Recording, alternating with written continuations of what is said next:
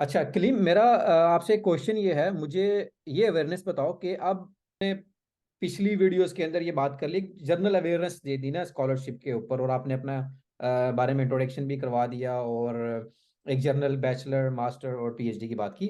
अब मुझे ये बताओ स्कॉलरशिप एक्चुअल में लेनी कैसे है। मतलब इस वीडियो का ऑब्जेक्टिव यही है कि हमने एक्चुअल में स्कॉलरशिप लेनी कैसी है, वो तीनों के लिए, बैचलर मास्टर और एप्लीकेबल रहे पीएचडी के लिए। इसके ऊपर मुझे ना कुछ आप बताएं। Okay okay. नुमान भाई, सबसे पहले तो इस चीज में मैं आपको यानी कि बताता जाऊं कि पीएचडी, यहाँ पे पीएचडी सबसे पहले मैं क्लियर करता जाऊं कि पीएचडी अगर हम कनाडा की बात करते हैं, ठीक है, इवन के नॉर्थ अमेरिका की, तो पीएचडी सबसे पहले 4 इयर्स प्रोग्राम, ठीक है। तो अब ये 4 ईयर प्रोग्राम है, तो यहाँ पे जो मैंने देखा है, यहाँ पे 100% जो मेरे नॉलेज के मुताबिक है, मुझे अभी तक ऐसा कोई स्टूडेंट नहीं मिला, ठीक है, मेरी ऐसे किसी स्टूडेंट से मुलाकात नहीं हुई जो कि ये कह रहा हो कि यार मैं सेल्फ फाइनेंस पे पीएचडी कर रहा हूँ, ठीक है। मैक्सिमम स्टूडेंट्स जो हैं वो स्कॉलरशिप पे हैं, ठीक है। अब क्वेश्चन ये रह जाता है कि स्कॉलरशिप लेना कैसे है, ठीक है। स्कॉलरशिप लेना कैसे है कि आपने अपनी चीजों को प्रेजेंटेबल बनाना है। प्रेजेंटेबल कैसे बनाना है कि आपने सबसे पहले और सबसे इम्पोर्टेंट डॉक्यूमेंट्स जो हैं, आपने 5 डॉक्यूमेंट्स जिनका मैं नाम ले लेता हूँ, ठीक है। वो आप बेशक जब वीडियो को एडिट कीजिएगा तो आप बेशक वो मेंशन कर दीजिएगा ठीक यहाँ हो पे, गया। ठीक है। सबसे पहले अगर मैं कहूँ तो सबसे पहले आपने लिखनी है सीवी। सीवी जो कि बहुत अच्छी होनी चाहिए। सीवी के अंदर, अब सीवी बनाने के कुछ मैं तरीके बता देता हूँ, कुछ टिप्स एंड ट्रिक्स जो है वो मैं बता देता हूँ, ठीक है। और मैं आपको शायद कुछ स्लाइड्स भी भेज दूंगा, तो आप बेशक उनको देख लीजिएगा, जिसमें कुछ टिप्स एंड ट्रिक्स मैंने हल्की सी लिखी है, ठीक है। वो हम्म। मास्टर्स के स्टूडेंट्स के लिए मैंने बनाया था कि मास्टर्स के स्टूडेंट कैसे, बैचलर्स के स्टूडेंट कैसे मास्टर्स के लिए आ सकते हैं, ठीक है। तो वो मैं आपको भेज भी दूंगा, तो आप उसको देख लीजिएगा। सीवी को आपने उसमें जो मेरे पर्सपेक्टिव के हिसाब से आपने कोई लंबी लंबी छोड़नी नहीं है। अगर मैं सिंपल अल्फाज में, कोई लंबी लंबी छोड़नी नहीं है, ठीक है। कि और दूसरे नंबर पे इररेलेवेंट चीजें नहीं लिखनी। मुझे फुटबॉल आता है, मुझे हॉकी खेलता हूँ, ठीक है, मैं ये कर लेता हूँ, वो कर लेता हूँ। भाई जो काम की बात है वो लिखो ना अब यार। मैं एक थोड़ी सी बात काट स्कॉलर, दूंगा यहाँ पे, जी मैं जी जी जी बात जी कर जी सकता हूँ। जी आपने क्या कि इररेलेवेंट नहीं करनी। मेरा जो अपना एक्सपीरियंस है, मैं थोड़ा सा ऐड करता चलूँ, शायद स्टूडेंट को हेल्पफुल हो। कि अगर आपने जी मेरे नज़दीक यूट्यूबिंग भी मेंशन करनी है कि मुझे हॉबी है वॉच करना यूट्यूबिंग, तो अगर आप डेटा जी साइंस के बंदे हो तो लिखो कि मैं यूट्यूब क्यों वॉच करता हूँ, मैं डेटा साइंस की चीज़ें लर्न कर रहा होता हूँ। तो जी हॉबी जी जी, बिल्कुल को ही बिल्कुल। मेंशन करो जो आपकी फील्ड से रेलिवेंट हो। जो ऑब्वियसली मैं टीवी वॉच करता हूँ या मुझे बुक्स रीडिंग करने का कहूँ, मैं डेटा साइंस की बुक्स रीड करता हूँ। ये वैसे एक मेरा जी एक जी, बिल्कुल कैंडिडेट बिल्कुल पॉइंट बिल्कुल है आप। बिल्कुल। मैं यानी कि एग्री करता हूँ आपसे। नुमान भाई, अब प्रॉब्लम क्या होता है? प्रॉब्लम हमारे पास ये होता है कि स्टूडेंट्स क्या करते हैं कि उनने अपनी एजुकेशन से रिलेटेड, अपनी अचीवमेंट से रिलेटेड कुछ नहीं लिखा हुआ। अपने मास्टर्स के बारे में, अपने प्रोजेक्ट्स के बारे में, अपने पेपर्स के बारे में, अपने थीसिस के बारे में कुछ नहीं बता रहे। और साथ में ये बता रहे हैं कि मैं, मेरे पास लीडरशिप स्किल्स हैं, मैं फलां सोसाइटी मैनेज करता था, स्पोर्ट्स सोसाइटी मेरे पास थी। ये सब भाई, वो बहुत अच्छी चीजें हैं, उसको मेंशन करो। लेकिन अपनी जो स्किल्स जिसकी बेस पे आपको स्कॉलरशिप मिलना है, वो आपकी एजुकेशन की बेस पे मिलना है, ठीक है। तो मैं ये समझता हूँ कि अपनी जो एजुकेशनल स्किल्स हैं उनको हाईलाइट करो। लोगों ने क्या लिखा होता है? I am extremely motivated. I am मेरा एक फ्रेंड है good, good in playing football or cricket, this and that. ठीक है। और जब एजुकेशन में आते हैं, एजुकेशन सेक्शन में उन्होंने क्या किया होता है कि मैंने सिर्फ मास्टर्स किया, इसके अलावा कोई नहीं पता मेरा थीसिस किस चीज में था, मैंने थीसिस किस चीज में किया था, उसका टॉपिक क्या था, यानी कि उसके बाद मेरा कोई प्रोजेक्ट था थीसिस, यानी कि अपने मास्टर्स के दरमियान मैंने वो क्या किया। हालांकि ये नहीं कि किया नहीं होता, किया सब कुछ होता है, लेकिन उसको प्रेजेंट ही नहीं करना। अब क्या होता है, ये आता है छापा सिस्टम से। उसने लिखा हुआ था, उसने सीवी बनाई हुई थी सारी, उसकी सीवी उठाई, उसने लिखा हुआ था मैं फुटबॉल भी पसंद है, क्रिकेट भी पसंद है, ये भी पसंद है, ये भी पसंद है, उसने सारे का सारा वही का वही लिख दिया, ठीक है। एट द एंड क्या हुआ कि अपनी जो एक्चुअल चीजें बतानी थी, कि यार मैं अगर यूट्यूब देखता हूँ तो मैं डाटा साइंस पढ़ता हूँ, या मैं कंप्यूटर वीएन, या ब्लॉकचेन, या मैं फेडरेटेड बिल्कुल, लर्निंग, या मैं जो जो आपकी फील्ड है। नेटवर्किंग की वीडियोस देखता हूँ, या मैं रोबोटिक्स से रिलेटेड मैं काम या ऑडियो प्रोसेसिंग, वीडियो प्रोसेसिंग की बात नहीं करते। वो बस मैं यूट्यूब देखता हूँ। यूट्यूब में क्या देखते हो यार? यूट्यूब तो बहुत बड़ा एंटरटेनमेंट के लिए प्लेटफ़ॉर्म है। भी है वो तो और एंटरटेनमेंट, एजुकेशन और सब चीज़, रिसर्च, सब की चीज़ के लिए। तो मेरा कहने का मकसद ये कि आपने सीवी बनानी है। सीवी में आपने अपनी स्किल्स को जो आपके पास हैं, हुँ, उनको उनको हाइलाइट करना, उनको हाइलाइट करना। अब सीवी में सबसे पहले आपने सीवी के एक टेम्पलेट को लेके चलना है। सबसे पहले आपने अपना एजुकेशन के सेक्शन को मैनेज करना है। सबसे पहले नो डाउट आपका नाम, आपका फ़ोन नंबर, आपका स्काइप की आईडी, आपकी ईमेल लिंक्डइन एड्रेस ऑफ़िशियली, हाँ, वो आपका लिंक्डइन, आपकी ईमेल, आपका जो भी ऐसी गिटहब अगर है तो हाँ, बहुत ये बात ज़बरदस्त। बहुत इम्पोर्टेंट है, गि आपने गि बात गिट कर दी। का स्पेशली अगर हम कंप्यूटर साइंस के स्टूडेंट्स की बात करें तो उनके लिए गिटहब तो बहुत इम्पोर्टेंट है। आजकल तो क्योंकि ऑब्वियसली हर इंटरडिसिप्लिनरी डोमेन्स आ रही हैं, डेटा साइंस कोई भी है अ डोमेन्स, ऑब्वियसली गिटहब मोस्टली मेरे नज़दीक तो रिक्वायर है। हाँ, प्रोग्रामिंग वो फिर ऐसे ही। जी, जी, जी, हाँ, बिल्कुल। तो वो अगर मेंशन कर देते हैं, वो चीज़ें बहुत इम्पोर्टेंट। सबसे पहले आपकी कॉन्टैक्ट इन्फॉर्मेशन आ गई, जिसमें आपके सोशल मीडिया अकाउंट्स और वो चीज़ें आ गई। आपके कॉन्टैक्ट एंड इन्फॉर्मेशन है, पोर्टफोलियोज़ हो आपका गए। नाम, आपका एड्रेस, वो चीज़ें आ गई। उसके बाद आपकी आ जाती है, आपकी एजुकेशन आ जाती है, ठीक है? एजुकेशन का सेक्शन आ गया। एजुकेशन के सेक्शन में आपने सबसे पहले अपना मास्टर्स का लिखेंगे। अपना लिख लें कि मास्टर्स का थीसिस मैंने इसी ये थीसिस का टॉपिक था, ठीक है? हुँ, और उसके नीचे एक लाइन की डिस्क्रिप्शन कि मैंने अचीव क्या किया है, मेरे हिसाब से। एक लाइन की डिस्क्रिप्शन कि मैंने अचीव क्या किया है, दैट्स इनफ। उसको ज़्यादा डिटेल में भी जाने की ज़रूरत नहीं। जो इंटरेस्टेड होगा, वो आपसे पूछेगा, हाँ भाई, ये एक लाइन जो है इसको एक्सप्लेन करो, तो आप उसको बहुत अच्छे से एक्सप्लेन कर सकते हैं, ठीक है? उसके बाद आपका बैचलर्स का है, बैचलर्स का सिंपल उसका टॉपिक का नाम और नीचे उसका 1 लाइन की या आधी लाइन की डिस्क्रिप्शन, या उसका नाम भी लिख देंगे, टाइटल भी लिख देंगे तो वो काफ़ी है। उसके बाद नेक्स्ट आ जाते हैं। मतलब नेक्स्ट इसमें हमारे पास जीपीए अच्छा है तो मेंशन करें, नहीं अच्छा तो ज़रूरत नहीं है, मतलब अबव देन सम थ्रेशोल्ड 3.2 और समथिंग आप आपकी जीपीए, हाँ, हाँ, हाँ, जीपीए का अगर आप कहते हैं तो जीपीए मेरा ख़्याल अगर आपका बहुत अच्छा है तो मेंशन कर मेंशन दें। कर दें, 3.5 से अबव है तो मेंशन कर दें, लेकिन जीपीए आपको स्कॉलरशिप नहीं दिलवाता। ये मेरा एक्सपीरियंस है, ठीक है? हाँ, जीपीए आपको स्कॉलरशिप नहीं दिलवाता, ठीक है? वो ठीक है, कुछ यूनिवर्सिटीज़ में, कुछ इदारों में काउंट होता होगा, क्योंकि यहाँ पे जो रिसर्च से रिलेटेड होते हैं, शायद उनके ग्रेड्स या वो चीज़ें इतनी अच्छी नहीं होती होंगी। अच्छी भी होती होंगी, लेकिन शायद वो इतना फ़ोकस नहीं होता। अगर एक बंदे में टैलेंट है, एक बंदे के पास स्किल सेट अच्छा है, उसका जीपीए शायद बहुत अच्छा। अब ये भी ना हो कि यार आपका 2.0 और या आप मेंशन कर 2.4 दो मतलब जीपीए हो और हुँ, आप मेंशन भी कर दो या आप मेंशन ना भी करो और आप यानी कि स्कॉलरशिप के लिए ट्राई कर रहे हो, कम से कम। अब ये कहने का मतलब ये हाँ, है कि हम जो मैं कंसीडर कर रहा हूँ कि कम से कम 3.0 से अबव होना चाहिए, ठीक है? फिर आप इस तरह लिखो भी नहीं। वहाँ पे आउट अ, ऑफ 4 नहीं, या जो नहीं, भी वो है। वो वो फिर भी ना लिखो। 3 हुँ, पॉइंट से मैं तो कहूँगा, मैं ये सजेस्ट करूँगा कि लिखो ही ना। अच्छा, ठीक है? अगर लिखना भी है तो वो अपनी मर्ज़ी है हर किसी की। लेकिन यानी कि वो कुछ स्टूडेंट्स हैं कि वो 2.4 भी हो और वो भी यानी कि अगर हुँ, ट्राई कर रहे हैं या वो चीज़ें, तो उनको थोड़ा-सा देखना चाहिए कि कम से कम अपनी जीपीए के ऊपर फ़ोकस करना चाहिए थोड़ा-सा। और मास्टर्स में मेरा नहीं ख़्याल किसी का भी 3 से कम होता होगा, क्योंकि मैक्सिमम यूनिवर्सिटी में हम कॉमसेट्स था, वहाँ पे 2C पॉलिसी था। वहाँ पे मेरा नहीं ख़्याल किसी का 3.0 से कम होगा, क्योंकि उनका रूल ही ऐसा है कि 3 से कम हो ही नहीं हो सकता। गया मतलब ठीक है? ये आप कह रहे हैं कि और मेंशन करो जी, वहाँ पे है और डिपेंड मतलब अगर आपका अच्छा है तो ऑब्वियसली मेंशन कर दो, नहीं है तो आपकी मर्ज़ी। तो कोशिश आपकी करो कि मर्ज़ी। 3.2 या 3.4 या 5 से अबव हो कम मेंशन। कम कम कम से कम 3 से अबव होना चाहिए, नेक्स्ट ठीक सेक्शन है? क्या कम से कम। हुँ, अच्छा, नेक्स्ट सेक्शन में अब डिफरेंट चीज़ें हैं कि जो लोग डिफरेंट तरीके से नेक्स्ट सेक्शन को ले, कुछ लोग आ जाते हैं जी रिसर्च इंटरेस्ट पे, ठीक है? और कुछ लोग डायरेक्टली आ जाते हैं जी हमारा एक्सपीरियंस क्या है, ठीक है? तो मेरे हिसाब से आप अगर यहाँ पे अपना पहले एक्सपीरियंस लिख लें तो मेरा ख़्याल बेहतर होगा, क्योंकि आप अपने एक्सपीरियंस से लिंक करते जाएँगे, एक चीज़ दूसरे से कनेक्टेड होनी चाहिए। या आप अपना रिसर्च इंटरेस्ट पहले लिख सकते हैं, ठीक है? उसमें भी नो डाउट कोई वो मज़ायक़ा नहीं है, ठीक है?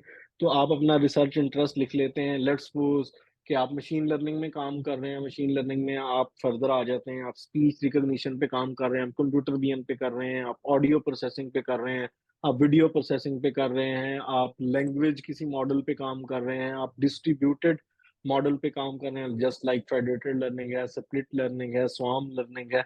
इन पे काम कर रहे हैं, आप ब्लॉकचेन पे, नेटवर्किंग पे और बहुत सारी ऐसी डोमेन्स है, डिस्ट्रीब्यूटेड सिस्टम्स पे या वायरलेस सेंसर नेटवर्क्स पे, किसी पे भी काम कर रहे हैं, वो आपने अब ये नहीं है कि यार एक बंदे ने लिखा है कि मैं मशीन लर्निंग या कंप्यूटर विजन पे काम कर रहा हूँ और साथ में वो उसके साथ लिख रहा है कि मैं नेटवर्किंग भी मेरा इंटरेस्ट है। ठीक है? हाँ, हाँ, अपने जो रिसर्च इंटरेस्ट हैं, नुमान भाई वो एक एक ही डोमेन में लिमिटेड रखें। हाँ, लिमिटेड से करेक्ट। रखें यार। अगर आप मशीन लर्निंग की बात कर रहे हैं, हाँ, आप डीप लर्निंग को मेंशन कर सकते हैं, मशीन लर्निंग की कुछ। हाँ, मशीन लर्निंग आप ना ब्रॉडर से शॉर्टर की तरफ आते जाएँ।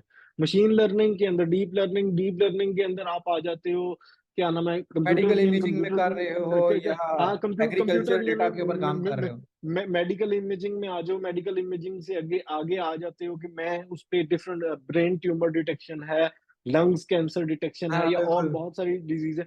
आप इस तरह फर्दर चलते जाओ। ये ना हो कि भाई मैं मशीन लर्निंग पे काम कर रहा हूँ, मुझे कंप्यूटर विजन पसंद है और साथ में आगे लिख देते हो कि मैं क्या नाम है, नेटवर्किंग बहुत अच्छा है, वायरलेस सेंसर नेटवर्क बहुत जबरदस्त है, मुझे वो भी पसंद है। तो वो हम्म। थोड़ा सा उस चीज को मैनेज करके चलें तो मेरा ख्याल में बेहतर है।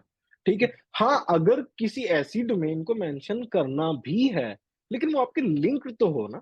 अब मशीन लर्निंग में आ जाएंगे, मुझे स्पीच मॉडल्स पसंद है, लेट्स मैं अपना कंप्यूटर विजन का सारा लिख के कि मुझे अव्वल मेरा ये है, लेकिन आखिर पे आप मेंशन कर दो कि यार स्पीच मॉडल्स भी मुझे पसंद है, लिख दो। ठीक है? आखिर पे, लेकिन आखिर पे आखिरी पॉइंट के वो आपकी प्रायोरिटी को शो करेगा कि आखिर पे आगे ये बंदा उसमें भी इंटरेस्टेड है काम करने पे, इसका रिसर्च इंटरेस्ट उस चीज में भी है, जो कि इंटरलिंक्ड है आपकी मशीन लर्निंग से। लेकिन अगर आप ये बिल्कुल दो डिफरेंट डोमेन्स को उठा लोगे तो मेरा ख्याल में वो एक अच्छा एक्सपीरियंस नहीं रहेगा। मेरा एक जी। क्वेश्चन है यहाँ पे, आपने ये जो सारा पॉइंट बताया ये तो उन लोगों को समझ आएगा कि जो कंप्यूटर साइंस से बैकग्राउंड है। इसमें अगर जनरल सम अप जी, जी। करें जो ऑब्वियसली इस डोमेन से बिलोंग नहीं करते, अगर वो वीडियोस देख रहे हैं स्कॉलरशिप के लिए, ओके, ओके, तो ओके, ओके। उनको थोड़ा सा अगर हम सम अप कर दें इसमें। ओके, अगर हम उनको सब सम अप करें तो आपने एक ब्रॉडर टर्म से एक शॉर्टर टर्म की तरफ हम्म। जाना। लेट्स सपोज अगर एक बंदा किसी एग्रीकल्चर की किसी चीज में कर रहा है, ठीक है? हम्म। वो सबसे पहले तो अब एग्रीकल्चर की एक डोमेन को लेगा। लेट्स सपोज उसमें अगर हम एग्री इकोनॉमिक्स को ले लेते हैं, ठीक है? तो एग्री इकोनॉमिक्स में वो फर्दर किस टॉपिक पे काम कर रहा है, ठीक है? वो फर्दर आगे उसमें किसी टॉपिक पे अब ब्रॉडर से शॉर्टर की तरफ आते जाएंगे, ठीक है? इसी तरह अगर केमिस्ट्री की हम बात करें तो केमिस्ट्री में बायोकेमिस्ट्री है, एनालिटिकल केमिस्ट्री है। सबसे पहले वो सिर्फ केमिस्ट्री नहीं लिख देगा, एनालिटिकल केमिस्ट्री में आगे उसकी फर्दर ये टाइप है, उसमें आगे फर्दर ये कर रहा है, उसमें ये टूल्स एंड टेक्निक्स हैं, उसमें ये आगे वो इस स्पेसिफिक तरह रिसर्च उसको इंटरेस्ट को, डिफाइन करें ठीक है? इसके अंदर। और ऐसे यानी कि रिसर्च इंटरेस्ट जो कि आपकी एनालिटिकल केमिस्ट्री से या आपकी डोमेन से इंटरलिंक्ड हो, ठीक है? उन पे वो अगर डिस्कस करेगा तो वो चीज़ ज़्यादा बेहतर होगी, ठीक है? इंटरलिंक्ड हो, ये ना हो कि यार मुझे एनालिटिकल केमिस्ट्री पसंद है और मैं बायोकेमिस्ट्री में भी काम करना चाहता हूँ, ठीक है? ये चीज़ें थोड़ी-सी अनफेयर हो जाएँगी। तो इस हवाले से अगर एक चीज़ को एनालिटिकल को डिस्कस कर रहे हो तो यार एनालिटिकल से रिलेटेड ही सब चीज़ें, आपका रिसर्च इंटरेस्ट एनालिटिकल से ही रिलेटेड होना चाहिए। या आपका आपका रिसर्च इंटरेस्ट कि आप कोई और डोमेन अगर मेंशन कर रहे हो तो आपको फिर मेंशन करना पड़ेगा कि आप कैसे उनको कनेक्ट कर रहे हो। लेट्स सपोज मैं बायोकेमिस्ट्री को एनालिटिकल केमिस्ट्री से अगर मैं कहता हूँ कि बायो एंड एनालिटिकल या कंप्यूटेशनल केमिस्ट्री में लिख लेता हूँ, ठीक है? हम्म। कंप्यूटेशनल केमिस्ट्री में लिख लेता हूँ, एक नई टर्म जो कि केमिस्ट्री के स्टूडेंट्स के लिए बहुत एक नई टर्म है जो कि यहाँ पे बहुत ज़्यादा यूज़ हो रही है, बहुत इंतहाई किस्म के स्कॉलरशिप्स हैं, ठीक है? तो वो अब कनेक्ट करेगा कि यार कंप्यूटेशनल केमिस्ट्री कैसे ज़रूरी है या कैसे वो अहम है, वो सब चीज़ें फिर अपने मोटिवेशन लेटर में उस चीज़ों को एक्सप्लेन करेगा कि कंप्यूटेशनल केमिस्ट्री मैंने क्यों लिखा है, उसका क्या फ़ायदा है या मैंने क्या काम किया है या उसके ऊपर क्यों काम करना चाहता हूँ, ठीक है? वो सब चीज़ें अपने मोटिवेशन लेटर में। अच्छा, तो ये हमारा रिसर्च इंटरेस्ट आ गया। दूसरे नंबर पे हमारे पास आ जाता है, आगे आ जाता है एक्सपीरियंस आ जाता है। अगर आपके पास करंटली कहीं पे काम कर रहे हैं तो उसका आप लिखते हैं कि मैंने उस टाइम से स्टार्ट किया और अभी तक मैं उस चीज़ पे काम कर रहा हूँ। उसका ऊपर हल्का-सा ओहदा आगे जिस ऑर्गनाइज़ेशन में काम कर रहे हैं वो लिख के और नीचे एक एक लाइन की डिस्क्रिप्शन कम से कम अपनी सीवी के अंदर हर चीज़ की डालें कि आप उस ओहदे पे बेशक काम कर रहे थे लेकिन आपके क्या असाइन टास्क आपको क्या-क्या मिलते थे। 2-3 बुलेट्स बना के तो वो अगर आप लिख देंगे तो बहुत अच्छा होगा, ठीक है? इसके बाद उससे प्रीवियस जो एक्सपीरियंस है, लेटेस्ट से हमने प्रीवियस की तरफ जाते जाना, ठीक है? अच्छा, प्रीवियस की तरफ हम मतलब जाएँगे तो अगर आपके पास कोई ये आपका डोमेन जी, से मैच करना होना चाहिए ना। जैसे मेरा एक फ्रेंड था, वो अप्लाई कर रहा था तो वो लिखता जी। था, मैंने एक्सपीरियंस के अंदर मैं प्रिंसिपल रहा हूँ किसी जो है ना कॉलेज का। तो अब प्रिंसिपल्स की तो अब क्या मतलब, सीवी के अंदर आप स्कॉलरशिप अप्लाई कर रहे हैं तो उन्हें प्रिंसिपल से लेना देना कोई नहीं। अगर आप टीचर भी रहे तो आप मेंशन करें कि पर्टिकुलर डोमेन्स के अंदर मैं बिल्कुल, केमिस्ट्री का बिल्कुल। टीचर था तो ये चीज वहां पर टीच करता था। तो इससे आपका पढ़ने वाले को गैस होगा कि यार इसने अपनी ही फील्ड से ये जो है ना कनेक्ट रहा है, और इसके जो है इसको काफी नॉलेज है और इसके कॉन्सेप्ट चीजों पे काफी क्लियर है। तो इस अच्छा, पॉइंट से बात कर रहा था। अच्छा। अब नुमान भाई, कुछ लोग जो इर्रेलेवेंट एक्सपीरियंस लिख देते हैं, जिस तरह आपने प्रिंसिपल की एग्जांपल दी, या एक बंदे ने कंप्यूटर साइंस किया है और वो वहां पे एक्सपीरियंस लिख रहा होता है मैनेजमेंट का, कि मैनेजमेंट का कोई एक्सपीरियंस मेंशन कर रहा होता है, या कहीं पे कॉल कुछ सेंटर के अंदर और। मेरा एक्सपीरियंस है, ये भी ऑब्वियसली कॉमन सी जॉब है हमारी कंट्री में। ठीक है, तो वहां पे वो कर रहा होता है, तो वो एक्चुअल में सम टाइम्स ये चीजें फायदा दे जाती हैं, सम टाइम्स। अब वो फायदा हाँ, कैसे दे जाती हैं कि अगर एक बंदे का स्टडी गैप बहुत ज्यादा हो गया, उसने 2018 में मास्टर्स किया था, उसके बाद वो बंदे ने कहीं पे जॉब ज्वाइन कर ली, लेकिन अभी वो पीएचडी करना चाहता है, ठीक है। तो वो अब उस चीज को मेंशन कर देगा कि यार, कि मैं थोड़ा सा बिजी था, या मेरे कुछ फैमिली प्रॉब्लम्स, या मुझे जॉब ज्वाइन करना पड़ी, लेकिन मैंने बाद में सोचा कि नहीं, मैं रिसर्च की तरफ मोटिवेटेड हूँ। तो वो चीज़ आपका ना, वो कवर करती है आपका जो गैप है ना, उसको कवर करने के लिए ठीक है, लेकिन आपको स्कॉलरशिप दिलवाने के लिए वो हेल्प नहीं करेगा। ठीक हाँ, है? लेकिन इसमें एक चीज कि लेट्स सपोज अगर आप वो चीज कवर कर रहे हो, उसको थोड़ा जी। सा लिंक करने की कोशिश करो करंट हाँ, सिचुएशन बिल्कुल, के साथ। बिल्कुल, यार बिल्कुल, मैं बिल्कुल इस ऐसे ही। सिचुएशन में ये मुझे मोटिवेशन क्यों आई, मेरा कहना ठीक है? अब तो प्रिंसिपल अगर कोई है तो फॉर एग्जांपल वो भी यानी लिंक करे। यानी कि अगर अगर कोई प्रिंसिपल का लिखना चाहता है, यानी कि हम्म। लिखे, लेकिन अगर उसको नुमान भाई, मेरे हिसाब से, मेरे नॉलेज के मुताबिक, उसको अगर वो ऐसे मैनेज कर लेता कि मैं, जब मेरी प्रिंसिपलशिप थी ड्यूरिंग, अगर वो हम्म। कंप्यूटर साइंस का, लेट्स सपोज, अगर वो एक एग्जांपल ले लेते, कंप्यूटर साइंस या केमिस्ट्री या फिजिक्स का बंदा था, ठीक है, तो वो कहता है कि मैंने अपनी यानी कि ड्यूरिंग, जब मैं प्रिंसिपल था, तो मैंने एक नई केमिस्ट्री लैब बनवाई, मैं नए इंस्ट्रूमेंट्स मंगवाए, और मैं स्टूडेंट्स को लेक्चर भी दिया बिल्कुल। करता था। हाँ, ठीक है? ये या चीज वैलिड वैलिड पॉइंट मैं है। प्रैक्टिकल करवाया करता था। अब अगर कंप्यूटर साइंस का बंदा मैनेज कर सकता है कि मैंने स्टूडेंट्स का जो कंप्यूटर साइंस का सिलेबस था, उसको मैंने अपग्रेड करवाया, ठीक है? मैं स्टूडेंट्स को क्लास दिया करता था, या मैं उनके सिस्टम्स हम्म। को अपग्रेड करवाया, मैंने उनको प्रैक्टिकल की तरफ लेके आया, बजाय कि सिर्फ थ्योरी को पढ़ाने के, ठीक है? तो वहाँ पे अपने, अगर वो प्रिंसिपलशिप के साथ अगर ये टास्क भी लिख देता, ये तो इसके लिए वो एक मीन्स के वर्डफुल लिंक रहेगा लिंक वहां पे बेंच। हाँ, वो लिंक वो हेल्पफुल रहेगा। ठीक है? बिल्कुल। अगर एक बंदा सिंपल लिख देता कि मैं प्रिंसिपल था, या मैं मैनेजर था कंप्यूटर साइंस करके, केमिस्ट्री करके मैनेजर थे, या मैं न्यूज़ चैनल में था, तो भाई आप क्यों नहीं, थे उसका न्यूज़ कोई लिंक नहीं चैनल में? बनता। ठीक है? वही मैं कहता हूँ ना, आप न्यूज़ चैनल में क्यों थे? हाँ, अगर आप मेंशन करते हो कि यार, हमारी एक टीम थी ऐसी, जहाँ पे मुझे केमिकल से रिलेटेड, जहाँ पे हमें कोई रिपोर्टिंग करनी होती थी, हम्म। तो मैं केमिस्ट्री का बंदा था, लिंक किया जा सकता है।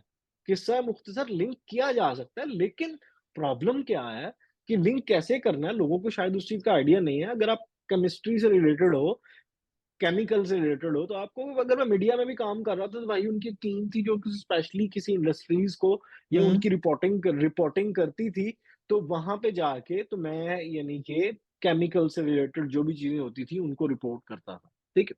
वो बहुत सारे लिंक्स बन जाते हैं। ये मैं एक छोटी सी एग्जांपल्स दे रहा हूँ जो मेरे माइंड में इस टाइम आ रही। अच्छा, हम्म। तो अब हम सीवी की तरफ दोबारा आते हैं।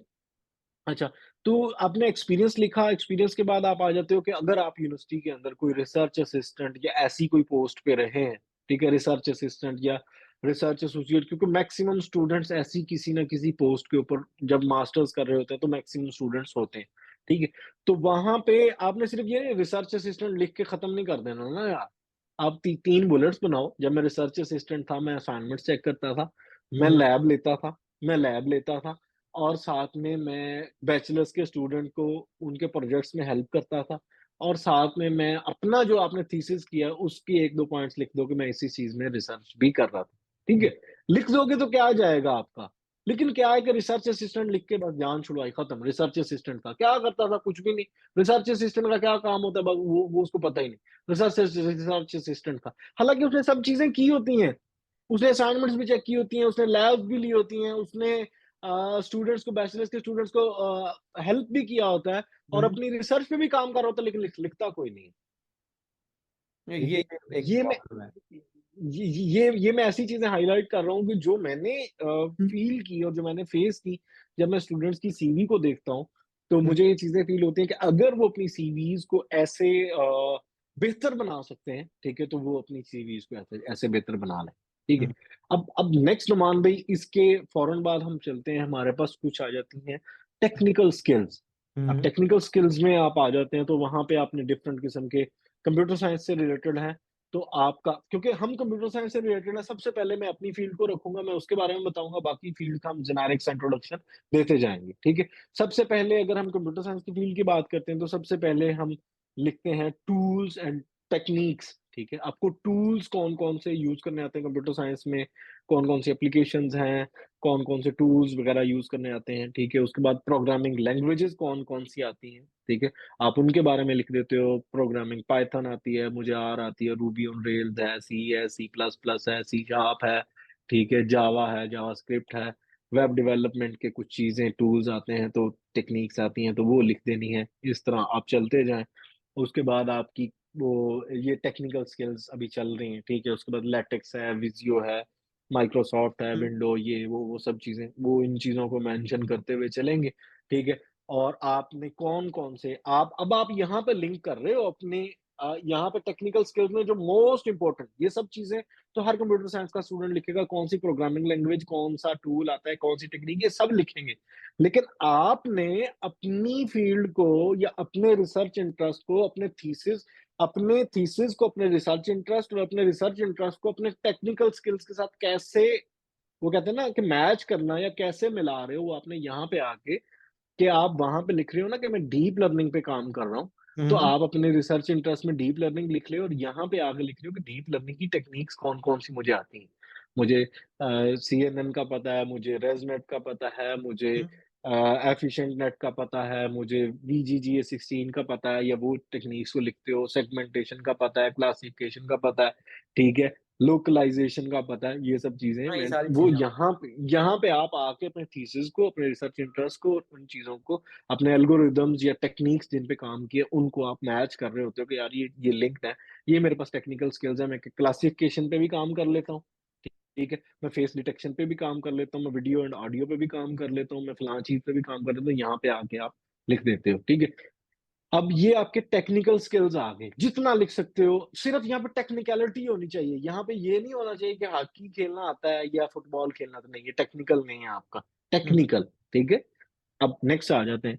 नेक्स्ट जो सेक्शन मुझे समझ आता है, वो सबको मेंशन करना चाहिए कि आपके पास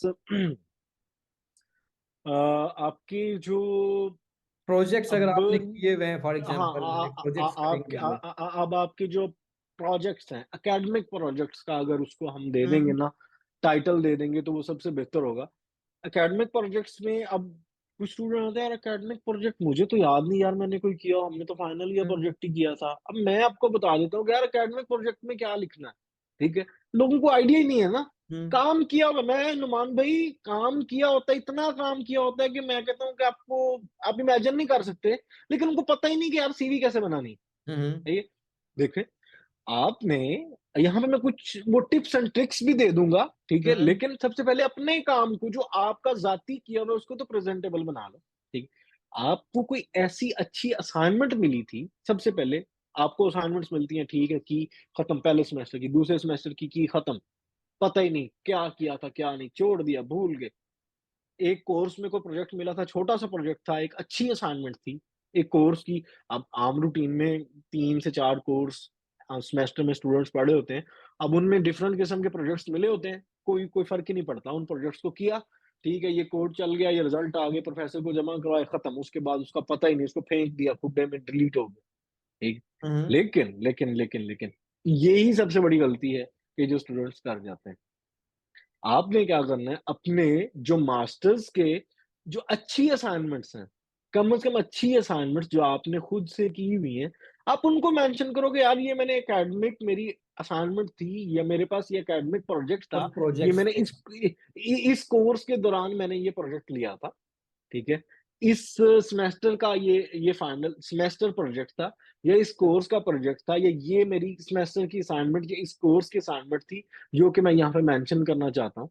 आपने अगर मास्टर्स में थे, अगर मास्टर्स किया है, ठीक है, आप क्लासिफिकेशन टास्क कोई इतनी बड़ी कोई बला चीज़ नहीं है, लेकिन आपने सिंपल सिंपल किस्म की क्लासिफिकेशन की थी। लेकिन यहाँ पे मेंशन करना कि ड्यूरिंग मास्टर्स डिग्री अगर आप सिंपल क्लासिफिकेशन पहले सेमेस्टर में कर रहे हो, तो वो आपके लिए अचीवमेंट है। ठीक है, आपने कुछ ना कुछ किया। आप मेंशन तो करोगे यार मैंने ये किया, इसमें बजाए कि कुछ फ़िज़ूल। जी, जी, लेट्स जी। सपोज कि जी, आप क्लास में अगर हो, डिफरेंट स्टूडेंट्स की हेल्प करते हो और आप दूसरे प्रोजेक्ट्स में इन्वॉल्व रहते हो, मेरे नज़दीक आप वो भी मेंशन करो, क्योंकि आपको नॉलेज होता है चीज़ का कि आपने कंट्रीब्यूशन बिल्कुल, बिल्कुल। किया उसके अंदर। तो कल को आपको इंटरव्यू के दौरान अगर कोई क्वेश्चनिंग भी करते हैं उस प्रोजेक्ट से रेलिवेंट, तो ऑब्वियसली आपको नॉलेज होगा। जिस चीज़ को आप समझ रहे हो, जहाँ पे आपने कंट्रीब्यूशन दी है, या कोई हॉबीज के तौर पर कुछ प्रोजेक्ट्स करके आपने गिटहब पे अपलोड कर दिए हैं, तो वो भी मेंशन करें अगर आपको नॉलेज है। ये नहीं कि यार कलीम ने या फलाने ने ये चीज़ मेंशन की थी, फलाना ठीक है यार मैं भी मेंशन कर देता हूँ। तो ऑब्वियसली जब आप इंटरव्यू प्रेजेंट करोगे तो वो आपसे क्वेश्चनिंग करेंगे। आपको नॉलेज है बिल्कुल। चीज़ों का तो मेंशन करो। अच्छा, आपका इसमें तो क्या? वो मैं वही इसी तरफ ही आ रहा था नुमान भाई कि अपनी चीज़ों को सबसे पहले प्रेज़ेंट करो, कम अज़ कम एक मास्टर्स जो पीएचडी में आना चाहता है, कम अज़ कम 4 प्रोजेक्ट जो उसने खुद किए हों या असाइनमेंट्स जो उसको याद हों, ठीक है? उनमें क्या-क्या किया था, किन-किन स्टेप्स को लेके चला था, कम अज़ कम 4 को वो ज़रूर मेंशन करे। ठीक हम्म। है? और साथ में एडिशनल 1 या 2 शायद ऐसी होंगी कि अगर वो उसने किसी की हेल्प की होगी या अपने दोस्त का किसी का प्रोजेक्ट जो कि उसने समझा होगा, उसको पता है कि यार ये कैसे काम करता है या ये डोमेन को भी जानता है, तो वो अपने दोस्त के किसी प्रोजेक्ट में उसने हेल्प की होगी। समटाइम्स होता है यार कि यार ये चीज़ मेरे से नहीं हो रही, तो इसमें थोड़ी-सी मेरी हेल्प आउट कर दो, तो उस चीज़ को भी मेंशन कर देने में कोई कबाहत मैं नहीं समझता। हम्म। ठीक है? तो आप यानी कि उसको लिख सकते हो कि ये हमने ये इस प्रोजेक्ट में मैं शामिल था, ठीक है? अब हमारे पास नेक्स्ट आ जाता है पब्लिकेशन का सेक्शन। हाँ, ये सबसे पब्लि इम्पोर्टेंट। ये सबसे इम्पोर्टेंट जहाँ पे स्टूडेंट कन्फ्यूज़ होता है, जहाँ पे आके प्रॉब्लम स्टार्ट होते हैं, हम्म। स्टूडेंट डीमोटिवेट होता है इस सेक्शन पे आके कि यार मेरे पास पब्लिकेशन ही नहीं है, मैं क्यों अप्लाई करूँ? हम्म। ये सबसे बड़ा प्रॉब्लम। मेरा ख़्याल पब्लिकेशन बहुत अच्छी चीज़ है, बहुत एप्रिशिएट की जाती है, बहुत ज़बरदस्त चीज़ है। जब आप रिसर्च की बात करते हैं, रिसर्च कम्युनिटी से लिंक्ड बात करते हैं, तो रिसर्च एक ऐसा पॉइंट है कि जिसको यानी कि टॉप पब्लिकेशन जिसको हम छोड़ छोड़ हम्म। सकते ही नहीं मीन्स कि वो पहले नंबर पे है वो चीज़। लेकिन प्रॉब्लम ये है कि अगर आपने नहीं किया कुछ, तो ठीक है यार, होता है, कुछ स्टूडेंट्स नहीं कर पाते या समटाइम्स कुछ अ, अटेंशन या वो तवज्जो नहीं होती उस टाइम पब्लिकेशन के ऊपर या इन चीज़ों के ऊपर, समझ ठीक भी है? नहीं होती कि तो यार करनी तो कैसे तो है, गाइडेंस हाँ, नहीं होती। करने की गाइडेंस क्या है? तो आप क्या करें, आपका सबसे पहला रास्ता तो ये है, अगर अगर आपके पास पब्लिकेशंस है तो वेल एंड गुड आपका आपका क्वेश्चन यहाँ पे खत्म हो गया, पब्लिकेशन आपके पास है, बहुत अच्छा, 1 है, 2 है, 3 है, 4 है, 1 भी है, पब्लिकेशन तो है ना यार। वो होगी, वो कंसीडर होगी, वो एक भी है, वो किसी कॉन्फ्रेंस में, किसी भी जर्नल में है, वो आगे डिफरेंट लेवल्स और डिफरेंट वो है, आपके पास पब्लिकेशन है, दैट्स गुड। इसको 1 सेकंड के साइड पे रख देते हैं। अब जिसके पास नहीं है, वो क्या करे? वो कम से कम ये करे कि अपने थीसिस जो उसने किया है, मेरी ये सजेशन है कि अपने थीसिस को एक पेपर में कन्वर्ट करे। एक कोई भी रिसर्च पेपर में उसको थोड़ा-सा बेहतर करे, उसके राइटिंग स्टाइल को, उसकी प्रेज़ेंटेशन को, उसके ग्राफ्स को, उसके मॉडल्स को, उसकी राइट अप स्टाइल और सब चीज़ें प्रेज़ेंटेशन वो बना के और पेपर कहीं न कहीं सबमिट ज़रूर कर दे कि वो पब्लिश हो सकता है। ठीक है? उसको सबमिट कर देगा और वहाँ पे वो अपना अगर ऐड करना चाहता है कि मैंने ये पेपर लिखा है और ये मैंने सबमिट किया है, अंडर रिव्यू है। ठीक हम्म। है? अंडर रिव्यू लिख दोगे तो इसमें क्या कबात है यार? सबमिट किया ना, आपने अपनी मेहनत की, अपने थीसिस को पेपर में कन्वर्ट किया, ठीक है? और अपने पेपर को कन्वर्ट करके और उसके बाद उसपे मेहनत की, राइट अप पे, उसकी फॉर्मेटिंग पे, सब चीज़ों पे मेहनत करके किसी कॉन्फ्रेंस या किसी जर्नल के अंदर आपने सबमिट किया, वो सारी फटीग को आपने बर्दाश्त किया और आप वहाँ पे मेंशन कर सकते हो कि मैंने ये पेपर सबमिट किया। ठीक है? तो अंडर रिव्यू है, ठीक है? ओके।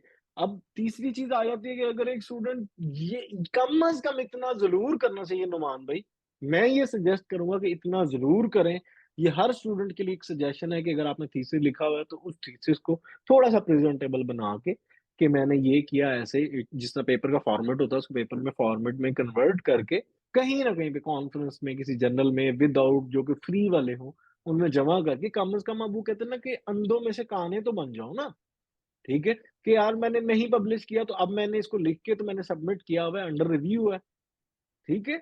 वो मेबी वो पब्लिश भी हो जाए, और यानी कि मेरी दुआ है कि सबके पेपर्स पब्लिश अच्छा, हो इसके जाएँ। बाद अ, पब्लिकेशन ठीक है, आपने अच्छा गाइड किया। दो दो ठीक है। फर्दर क्वेश्चन अब है इसमें। अच्छा, अच्छा, एक चीज़ आ जाती है कि एक हम्म, स्टूडेंट बिल्कुल ही पब्लिकेशन की ही नहीं है और वो करना भी नहीं चाहता, वो अपने थीसिस को भी नहीं चेंज करना चाहता, लेकिन उस पे कोई कंपल्शन ऐसी नहीं है कि यार वो स्कॉलरशिप के लिए ट्राई ना करे। अगर उसके पास स्किल सेट अच्छा है, लेकिन वो पेपर्स या वो अभी नहीं लिखा या वो लिखना नहीं चाहता या कोई भी रीज़न है, तो मैं उनको भी सजेस्ट करूँगा कि कम से कम आप अप्लाई ज़रूर करें। अप्लाई हम्म, करने में क्या कबाहत है? अगर नहीं है पब्लिकेशन, कोई बात नहीं, ठीक है ना? चांसेस कम हो जाएँगे, खत्म नहीं होंगे।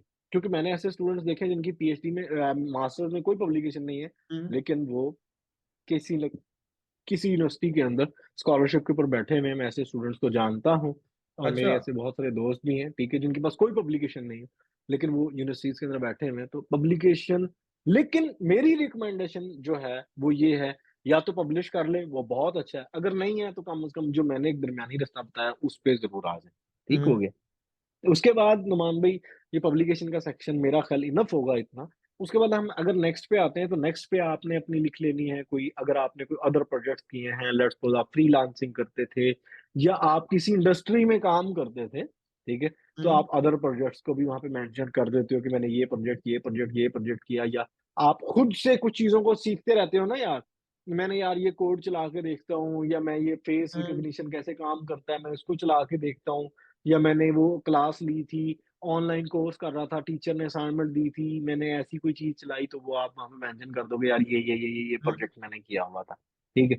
ये आप मेंशन करके, ठीक है? और नीचे आप आ जाते हो, तो आप वहाँ पे अवार्ड और उसका अगर बनाना चाहते हो, तो वो लिख लो। सर्टिफिकेशन जैसे आप बस ऑनलाइन हाँ, coursera हो गई एक और सेकंड, वो awards and achievements and awards में लिख देते हो। अगर आपको कोई स्कॉलरशिप मिला बैचलर्स या मास्टर्स के दौरान, कोई आपको लैपटॉप कुछ मिला है, आपकी फीस माफ हुई थी, हम्म। या ऐसी कोई चीज, वो लिख लेते हो, ठीक है? तो आप नीचे एक एक लाइन की डिस्क्रिप्शन में लिखते जाओ, due to the academic excellence मुझे ये स्कॉलरशिप मिला, या मुझे ये लैपटॉप मिला, या मुझे मेरी फीस वेव कर दी गई, या ऐसा कुछ लिख के अब नेक्स्ट आ जाते हो। आपने ऑनलाइन, बहुत इंपॉर्टेंट चीज, आपने ऑनलाइन अगर कुछ कोर्सेज लिए हैं, ठीक है? हम्म। वो कहाँ से, कौन-सी जगह से, कोर्सेरा से लिए हैं, आपने यूडेमी से लिए हैं, आपने डिजिस्किल से लिए हैं, आपने कहाँ से लिए हैं ऑनलाइन कोर्सेज को आप मेंशन कर देते हो कि मैंने ये भी कोर्स लिया, ये भी कोर्स लिया, ये भी कोर्स लिया, ये भी कोर्स लिया, वो भी आपका एक स्किल सेट कंसीडर किया जाता है, ठीक है? हम्म। उसके बाद ये बहुत इंपॉर्टेंट है, अगर किसी के पास बाकी चीज़ें, पब्लिकेशन या थीसिस इतना स्ट्रॉन्ग नहीं है, तो उनके लिए ये बहुत इंपॉर्टेंट सेक्शन है कि वो अपने इस तरह के कोर्सेज़ को मेंशन ज़रूर कर दें कि मैंने ये कोर्सेज़ लिए हुए हैं और मुझे इनकी सर्टिफ़िकेशंस या इनकी होनो है। तो उनके लिए एक बहुत अच्छी अपॉर्च्युनिटी बन जाती है, ठीक है? कि मैंने ये कोर्सेज़ लिए हुए हैं, ऊपर अगर कुछ नहीं किया, तो कम से कम यहाँ पे आके अपने आप को स्ट्रॉन्ग कर लो, ठीक है? तो इसके बाद हमारे पास कुछ आ जाता है लैंग्वेज। लैंग्वेज अमूमन इंग्लिश आती है, उर्दू आती है, और मुझे पंजाबी अगर किसी को आती है, तो वो मेंशन कर सकता है, ठीक है? आखिर पे आ जाता है रेफरेंसेस। हाँ, ये 2 रेफरेंसेस चीज़ें की, मुझे मुझे ना ये अभी वीडियो काफ़ी लंबी हो रही है, ये सम अप जल्दी करें आप इस चीज़ को ना। 2 चीज़ें मतलब आप कह रहे हैं इंग्लिश की आपने बात की, तो मुझे ये बताएँ आइल्स वर्सेस इंग्लिश प्रोफिशिएंसी के बारे में मुझे बता दें कि इन दोनों में क्या होना चाहिए और दूसरा रेफरेंसेस, ये दोनों चीज़ें ना? ओके, ओके, अगर हम आइल्स की अगर बात करते हैं, तो आइल्स यहाँ पे कनाडा में अभी अभी तो खुशखबरी है हुँ। स्टूडेंट्स के लिए। पीटीई और 1-2 और टेस्ट हैं जो कि कनाडा ने अभी रिसेंटली इंट्रोड्यूस किए हैं, मेरा ख़्याल लास्ट वीक में, या मेरा ख़्याल अभी 2 वीक्स हुए हैं। अब उसमें क्या होता है कि कंपैरेटिवली आइल्स जो था वो मुश्किल था स्टूडेंट्स के लिए, पीटीई थोड़ा-सा ईज़ी मेथड है, ऑनलाइन कंप्यूटर बेस्ड टेस्ट है, जो कि थोड़ा-सा ईज़ी है। अब अगर हम बैचलर्स की और मास्टर्स की बात करते हैं, तो बैचलर्स में तो कंपल्सरी है। मास्टर्स में यूनिवर्सिटी टू यूनिवर्सिटी डिपेंड करता है। कुछ यूनिवर्सिटीज़ आइल्स कंपल्सरी है, कुछ यूनिवर्सिटीज़ आइल्स नहीं लेती।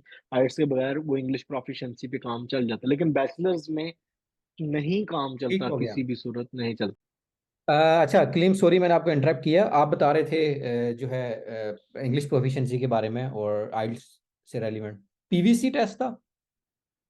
टीई, पी टीई, अच्छा पीटीई और पी पाकिस्तान, आ टी टेबल, ई ओके, सो इंग्लिश। ये जी। बेसिकली सिर्फ जनरली स्पेसिफिकली एक पाकिस्तान कंट्री के लिए कि एक इंटरनेशनली? नहीं, ये इंटरनेशनल एक टेस्ट है। ये और ये वैसे पाकिस्तानी आइल्स वो की? पी प्रोनाउंस किया वो अच्छा, मैं पाकिस्तान के मैं लिए समझा ही है। शायद ठीक हो पैरेट नहीं, गया नहीं वो अल्फाबेट्स पी की, तो हम मैं पैरेट ले समझ सकते गया। हैं। जी, जी। तो तो वो ये पीटी है, अगर हम इसको समराइज करें, क्योंकि वो चीजें थोड़ी लंबी हो रही हैं नुमान भाई, समराइज करते हैं तो हुँ, बैचलर्स के लिए वो आइट्स है या पीटीई वो बहुत लाजमी है, उनको करना चाहिए और उसके बगैर उनका एडमिशन नहीं होगा। ठीक है, जो मास्टर्स के लिए है, मास्टर्स के लिए वो यूनिवर्सिटी टू यूनिवर्सिटी डिपेंड करता है। कहीं पे इंग्लिश प्रोफिशिएंसी लेटर चल जाता है जो कि आपका डिपार्टमेंट या आपका एचओडी या आपका डिपार्टमेंट या आपकी यूनिवर्सिटी आपको बना के देती है कि जो इस बंदे ने सब्जेक्ट्स पढ़े हैं वो सारे इंग्लिश में थे। वो सब स्टूडेंट्स को पता होगा, वो इंग्लिश प्रोफिशिएंसी का अगर फॉर्मेट सर्च करेंगे उनको मिल भी जाएगा, यूनिवर्सिटी में जाकर रिक्वेस्ट करेंगे वो ले सकते हैं। अच्छा, मास्टर्स में अभी कुछ यूनिवर्सिटीज़ उसको एक्सेप्ट कर लेती हैं, कुछ यूनिवर्सिटी की रिक्वायरमेंट होती है कि नहीं भाई हमें आइट्स या पीटी या इस तरह का कोई टेस्ट चाहिए। पहले सिर्फ आइट्स चलता था, लेकिन अभी 2-3 टेस्ट अभी कनाडा ने एग्ज़म्पशन दी है। सिर्फ आइट्स के अलावा और भी टेस्ट हैं, जो पीटी थोड़ा-सा आसान है, स्टूडेंट्स उस पे ज़्यादा फोकस करते हैं, तो वो टेस्ट भी चल जाता है, ठीक है। तो अगर हम पीएचडी की बात करें, पीएचडी में कह लो कि 80 टू 90% ये होता है कि 80% कह लें तो बेहतर होगा। 80% ऐसे होता है कि आपकी इंग्लिश प्रोफिशिएंसी चलती है क्योंकि आप पीएचडी के लिए आ रहे हो और आपकी कोई ना कोई पब्लिकेशन या आपने थीसिस लिखा होता है। तो प्रोफेसर्स को और यूनिवर्सिटी को उन सब चीज़ों को आपको पता होता है कि इस बंदे का राइटिंग स्टाइल या कुछ चीज़ें ऐसी होंगी, जिसकी बेसिस पे इसको इसने लिखा हुआ है। तो यानी कि उसका आपका गुज़ारा हो जाता है। कुछ यूनिवर्सिटीज़ ऐसी होती हैं कि जहाँ पे आपको रिक्वायर होता है कि नहीं, आपको इंग्लिश प्रोफिशिएंसी नहीं चलेगी, हुँ, आपको कोई ना कोई लैंग्वेज टेस्ट की ज़रूरत है, तो वहाँ पे आपको चाहिए होता है। लेकिन मैक्सिमम केसेज़ में जो मैंने देखा है ना 80% केसेज़ में नहीं चाहिए होता। पीएचडी वाले इस चीज़ के बारे में परेशान ना हो तो बेहतर है, तो टेस्ट अब के आगे बारे में। अगर हम पीएचडी की हुँ, मास्टर्स के लिए वो डिपेंड करता है कि वो प्रोफ़ेसर जब आपका इंटरव्यू और वो चीज़ें होंगी, वो आपको बता देगा, ठीक है? और बैचलर्स के लिए तो कंपल्सरी है ना, वो अच्छा, कंपल्सरी है। अब एक और चीज़ आ गई लास्ट में, जो जी, रेफरेंसेस जी, के जी। बारे में बताया ना कि रेफरेंस का हाँ, क्या था? अच्छा रेफरेंसेस आपके होते हैं कि एक ऐसे प्रोफ़ेसर से या ऐसे टीचर से लेने हैं आपने जो आपको बाय नेम, बाय फेस जानता है और उसके माइंड में एक अच्छा इमेज है आपका। मेरी ये रिकमेंडेशन है कि आप उनसे लें, ठीक है? अगर कोई बंदा आपका रेफरेंस माँगता है कि रेफरेंस एक्चुअल में होता क्या है कि कोई आपका बैकग्राउंड चेक कर रहा होता है कि हाँ, भई इस बंदे ने आपके साथ मास्टर्स में काम किया है, ये अच्छा स्टूडेंट है, बुरा स्टूडेंट है, ये मेहनती है कि नहीं है। अगर इसको मैं स्कॉलरशिप दे देता हूँ, ये मेहनत करेगा, नहीं करेगा, ये काम करने वाला या नहीं करने वाला। तो ये आपके जो प्रोफ़ेसर जिसने आपके सुपरवाइज़र अमूमन ये सुपरवाइज़र और को-सुपरवाइज़र से लिया जाता है, ठीक है? तो दूसरे नंबर पे अगर आप कहीं पे जॉब कर रहे हो, आपका कोई अच्छा कलीग है, ठीक है? या आपका जो कोई अच्छा मैनेजर है जो कि आपकी स्किल सेट को चीज़ों को जानता है, तो वो आपका लेट्स सपोज़ आपने अपनी मास्टर्स करने के बाद किसी यूनिवर्सिटी में या किसी कॉलेज में पढ़ा रहे थे, तो वहाँ का जो प्रिंसिपल है या वहाँ का एचओडी है या वहाँ का सीनियर जो आपका जो आपसे सीनियर बंदा है, वो दे देता है कि मैं इस बंदे को पर्सनली तौर पे जानता हूँ, ये सब्जेक्ट पढ़ाता है या ये काम करता है, तो यानी कि ये बड़ा अच्छा है, एफिशिएंट है, वो आपको लिख के मेरा दे एक देते हैं। क्वेश्चन है इसमें कि जी, जी, जी। रेफरेंस फॉर एग्जांपल अगर आप एक डोमेन से बिलॉन्ग करते हो, तो क्या जी। रेफरेंस किसी दूसरी डोमेन के पर्सन का हो सकता है? लेट्स सपोज़ अगर मैं केमिस्ट्री से बिलॉन्ग जी, करता हूँ, जी। तो एक जी, जी, इस्लामिक बिल्कुल। स्टडीज़ का बंदा है, उसका रेफरेंस मैं ले सकता हूँ और मुझे क्या बेनिफिशियल देगा? अगर डोमेन टू लेकिन डोमेन हो तो वो अब नुमान भई अब इस चीज़ में मेरे हिसाब से जो मुझे समझ आता है, वो ये होता है कि आपने एक बहुत ही सिचुएशन को ना बिल्कुल वो कहते हैं ना हुँ, आपने 180 पे चेंज कर दिया। तो मैं नहीं समझता कि ऐसे होना चाहिए कि अगर एक बंदा केमिस्ट्री में काम कर रहा है, तो वो जाके एक इस्लामिक स्टडीज़ के किसी बंदे से वो हुँ, ले लेता है। मैं इस चीज़ को यानी कि मुझे ये टेक्निकली ये चीज़ यही समझ इसलिए नहीं मैंने आ रही क्वेश्चन कि की है। ठीक है, हुँ, हाँ, अगर आप एक ऐसे बंदे से वो बंदा बेशक इस्लामिक स्टडीज़ का लेकिन वो आपके यानी कि डीन है आपकी फैकल्टी का, ठीक है ना? हुँ, वो फैकल्टी का डीन हो ही नहीं सकता, सबसे पहली बात तो ये है। वो आपके किसी मैनेजमेंट के ओहदे पे है, कंट्रोलर ऑफ एग्ज़ामिनेशन है या कोऑर्डिनेटर है। लेट्स सपोज़ कोऑर्डिनेटर कह लेते हैं। समटाइम ऐसा होता है कि कोऑर्डिनेटर है, ठीक है? वो कोऑर्डिनेट कर रहा है सब चीज़ों में मैनेजमेंट में या वो किसी मैनेजरियल पोस्ट पे है। हाँ, उससे फिर वो इस्लामिक स्टडीज़ का है, वो किसी भी डिपार्टमेंट का ले सकते हैं। लेकिन अगर आप कहते हो कि आप भी लेक्चरर और आप एक इस्लामिक स्टडीज़ के एचओडी से जाके या उसके लेक्चरर से ले लो, तो मेरा ख़्याल वो कोई सेंस नहीं बनती। कोशिश ये करें कि आप अपने एचओडी से लें या किसी ऐसे मैनेजरियल बंदे से, जो कि आप उसकी मैनेजमेंट में आते हो कि यानी कि कोई कोऑर्डिनेटर हो सकता है, कोई मैनेजरियल स्टाफ हो सकता है या कोई आपका एचओडी। एचओडी तो डेफिनेट आपकी डोमेन का ही होगा। आपका और क्या कह सकते हैं, कैंपस डायरेक्टर हो सकता है या यूनिवर्सिटी का रजिस्ट्रार या कोई ऐसा बंदा हो सकता है, ठीक है?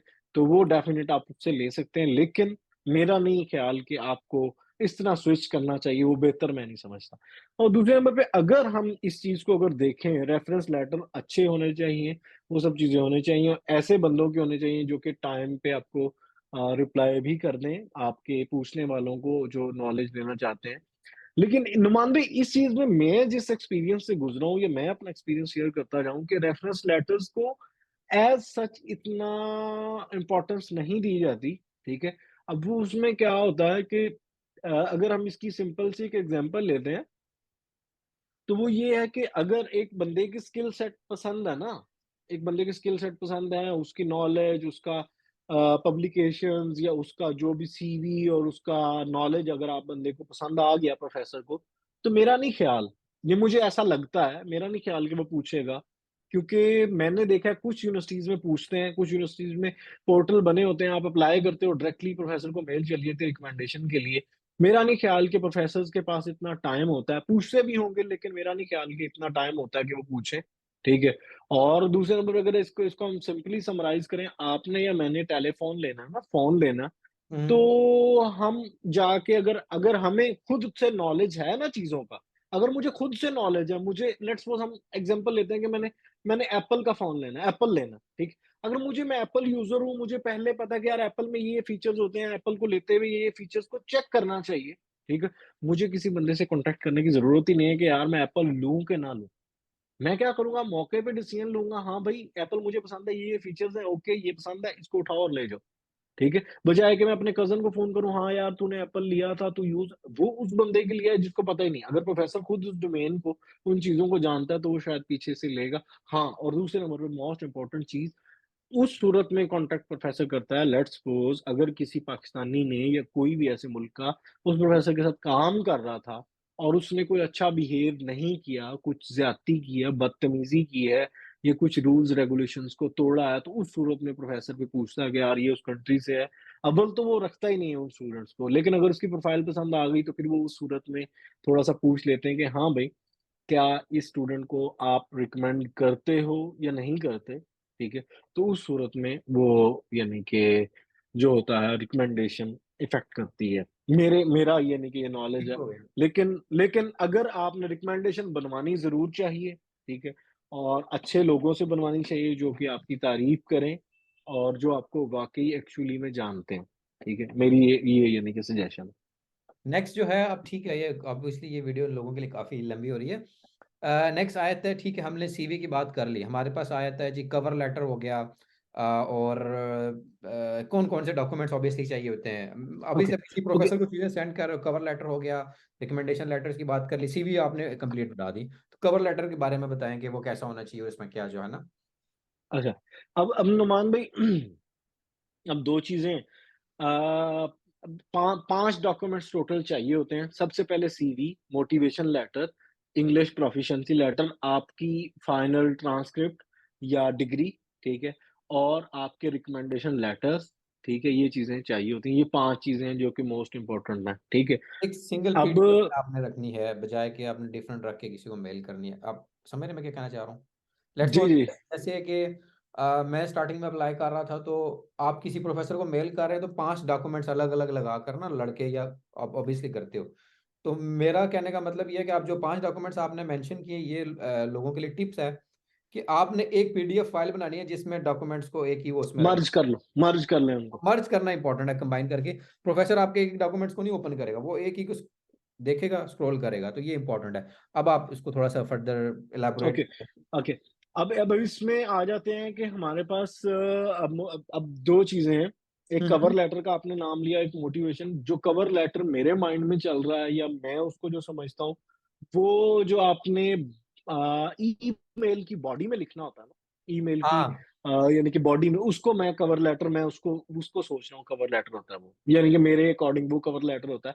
कवर ले लेटर एक ऐसी चीज़ कि जो आपकी समरी बयान कर दे कि आप किस लिए आपने मेल की है, वो तो आपका सब्जेक्ट बताएगा, लेकिन आप उसमें थोड़ा समराइज़ करके कि मैं ये डोमेन का बंदा हूँ, मेरे ये डॉक्यूमेंट्स अटैच हैं, मैं स्कॉलरशिप के लिए स्ट्रगल कर रहा हूँ, मेरी ये डोमेन है, ये रिसर्च इंटरेस्ट, हल्की-सी एक यानी कि वो कवर लेटर होता है कि जो आपकी एक समरी बयान करता है, आपके सारे काम की समरी, समराइज़ छोटी-सी होनी चाहिए, सिंपल अल्फाज में, कोई मुश्किल वर्ड नहीं होना चाहिए और यानी कि बिल्कुल सिंपल वर्ड्स में, ठीक है? जितना अब ये सबसे इम्पोर्टेंट चीज़ क्या है, जो मैं प्रायोरिटी देता हूँ, सबसे इम्पोर्टेंट है कवर लेटर।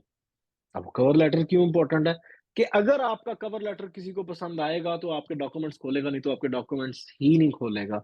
वो जानना ही नहीं चाहता आपने क्या किया, अगर कवर लेटर अच्छा नहीं लिखा हुआ। जितना अच्छा लिख सकें कवर लेटर, उतना अच्छा लिखना चाहिए। उसके बाद दूसरे नंबर पे जो चीज़ आ जाती है, वो आपके पास आ जाती है आपकी सीवी। सबसे पहले आपकी सीवी अटैच होती है, दूसरे नंबर पे मोटिवेशन लेटर। अब कवर लेटर के बाद जो सबसे इम्पोर्टेंट 2 चीज़ें हैं, वो सीवी और मोटिवेशन लेटर, ठीक हुँ, है? हुँ। कवर लेटर इम्पोर्टेंट है आपको उस रास्ते पे लेके जाने के लिए। कवर लेटर ने रास्ता दिया, आपका प्रोफ़ेसर आपकी सीवी तक पहुँचा। अब सीवी इंडिकेट करेगी कि क्या इस बंदे के पास जो स्किल सेट या जो चीज़ें हैं, क्या इसका मोटिवेशन लेटर को खोलना है कि नहीं खोलना है, उस तक जाना भी है कि नहीं। आपने सीवी अगर बहुत अच्छे से बनाई होगी, तो आपके मोटिवेशन लेटर की तीसरे नंबर पे बारी आएगी। हुँ, लेकिन मोटिवेशन लेटर की बारी तीसरे नंबर पे आएगी, लेकिन वो सबसे इम्पोर्टेंट डॉक्यूमेंट है मेरे अकॉर्डिंग, मेरे एक्सपीरियंस के मुताबिक आपको 90% या 80% कह लो, 80% स्कॉलरशिप आपका मोटिवेशन लेटर या स्टेटमेंट ऑफ पर्पज़ भी कुछ लोग उसको कह देते हैं, ठीक है? स्टेटमेंट ऑफ पर्पज़ या मोटिवेशन लेटर कह देते हैं, लेकिन मैं उसको मोटिवेशन लेटर ही कहूँगा, स्टेटमेंट ऑफ पर्पज़ नहीं कहूँगा, क्योंकि मेरे हिसाब से ये तकरीबन सेम चीज़ें हैं लेकिन डिफरेंट है। तकरीबन सेम है लेकिन डिफरेंट है, ठीक है? तो मैं मोटिवेशन लेटर ही कहूँगा। अब वो मोटिवेशन लेटर तक जब पहुँचता है, ठीक है? वो 80% आपको स्कॉलरशिप आपका मोटिवेशन लेटर दिलवाता है। लेकिन आपने मोटिवेशन लेटर तक पहुँचाने के लिए रास्ते हमवार करने हैं आपकी कवर लेटर से, आपकी सीवी से, ताकि वो बंदा आपके मोटिवेशन लेटर को खोले, ठीक है? जब आपके मोटिवेशन लेटर को खोलेगा, मोटिवेशन लेटर क्या है? मोटिवेशन नाम से पता चलता है कि मैं मोटिवेट क्यों हूँ? पीएचडी करने के लिए क्यों मोटिवेट हूँ? मैं क्यों करना चाहता हूँ पीएचडी? हुँ, हुँ। मुझे मोटिवेशन कहाँ से मिली? अगर हम सिंपल बात करें, एक जेनेरिक बात करें, तो मोटिवेशन लेटर में एक्चुअली क्या होता है नुमान भाई, पहले पैराग्राफ में आपने अपना लिखना होता है, माय नेम फलां है, ठीक है? और मैं आपको ये मेल इसलिए भेज रहा हूँ, ठीक है? कि क्योंकि आपका रिसर्च इंटरेस्ट मेरे रिसर्च इंटरेस्ट से मैच कर रहा है, ठीक है? हुँ, हुँ। क्योंकि मैंने मेरा मास्टर्स का थीसिस ये था, या मैंने मास्टर्स का थीसिस में ये किया, ठीक है? आप उसकी थोड़ी-सी डिस्क्रिप्शन लिखेंगे, उसके बाद पहला पैराग्राफ में अपना इंट्रोडक्शन और अपनी डोमेन का या अपने थीसिस का इंट्रोडक्शन कह सकते हैं, दे सकते हैं। उसके बाद आपने जो फर्दर आ जाना है, वो आपने ये एक वी शेप बनेगी। हुँ, आपने हुँ। ब्रॉडर से शॉर्टर की तरफ आते जाना, ठीक है? अब उसमें आपने क्या करना है कि आपने सबसे पहले लिखना है कि मैं कंप्यूटर साइंस करने में क्यों मोटिवेटेड था? या मैं पीएचडी करने में और कंप्यूटर साइंस में पीएचडी करने में क्यों मोटिवेटेड था? अब कंप्यूटर साइंस को वो कुछ 1 आध फ़िक्रा लिख के 2-4 फ़िक्रे, जिस तरह भी कंप्यूटर साइंस में क्यों मोटिवेटेड थे कि ये इमर्जिंग टेक्नोलॉजी है, दिस एंड दैट है, सब चीज़ों में आ रही है, हर फ़ील्ड में यूज़ हो रही है, डायरेक्टली, इनडायरेक्टली कनेक्टेड है। उसके बाद ये मैं अपनी एक जो मेरे हिसाब से मैंने एक बनाई है। दूसरे नंबर पे आप आ जाते हो कि आपने कंप्यूटर साइंस में कोई भी फ़ील्ड है, केमिस्ट्री, फिज़िक्स जो भी है, फिज़िक्स में क्यों इंटरेस्टेड था, उसके बाद स्पेसिफिक टॉपिक में जिसमें आपने अपना थीसिस किया, नैनो फिज़िक्स में क्यों इंटरेस्टेड था, या मैं कंप्यूटर साइंस में अगर मशीन लर्निंग में क्यों इंटरेस्टेड था। देन आगे आ जाते हो कि ये इमर्जिंग टेक्नोलॉजी थी, मैं इमेज प्रोसेसिंग में आया, अब इसमें ये मेरी मोटिवेशन थी इस काम को करने की, ठीक है। उसके बाद मैंने ये चीज़ें की, ठीक है। उसके बाद आप क्या करते हो कि अपना अचीवमेंट्स बता देते हो कि मैंने उसमें अचीव क्या-क्या किया, ये सारी चीज़ें करके ऊपर सिर्फ़ थीसिस का टाइटल और हल्की-सी इंट्रोडक्शन देके आखिर पे आ जाते हो, अपनी डोमेन की ऊपर जब आ जाते हो, अपने काम को बयान करते हो कि मैंने ये अचीव किया, इस तरह का स्किल सेट था, मेरे पास ये चीज़ें अचीव हुई, ठीक है।